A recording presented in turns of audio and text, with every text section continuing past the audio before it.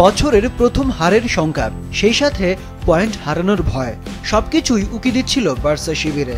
তবে সব ভয়কে জয় করে প্রতিপক্ষের চোখ রাঙানি উপেক্ষা করে শেষ হাসি হেসেছে বার্সেলোনা।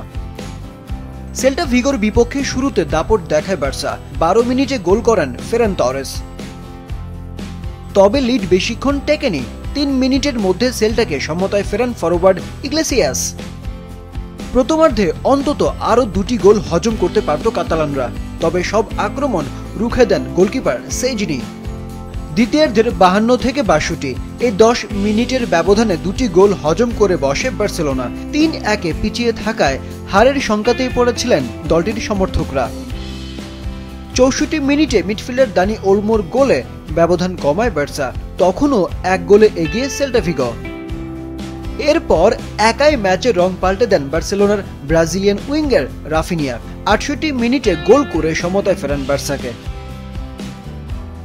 নিশ্চিত ড্রয়ের দিকে এগুচ্ছিল ম্যাচ, কিন্তু যোগ করা সময়ের 8ম মিনিটে ডি বক্সের ভেতরে ফাউলের শিকার হন দানি ওলমো। পেনাল্টি থেকে গোল করতে ভুল করেননি রাফিনিয়া। মৌসুমে নিজের 30তম গোলের পাশাপাশি রোমাঞ্চকর এক জয় এনে দেন এই ব্রাজিলিয়ান।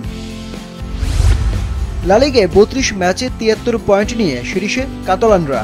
31 ম্যাচে 66 পয়েন্ট নিয়ে বার্সার পরে আছে রিয়াল মাদ্রিদ। অ্যাটলেটিকো মাদ্রিদের 32 ম্যাচে 63 পয়েন্ট।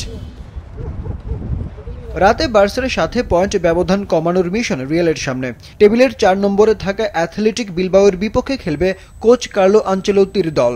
লিগ শিরোপার দৌড়ে টিকে থাকতে জয়ের বিকল্প নেই রিয়াল মাদ্রিদের। সব প্রতিযোগিতা মিলিয়ে সবশেষ 5 ম্যাচে মাত্র 1টিতে জিততে পেরেছে রিয়াল। 1টি ম্যাচ ড্র করেছে, হেরেছে 3টিতে। ইনজুরির কারণে এই ম্যাচে খেলতে পারবেন না কিলিয়ান এমবাপ্পে।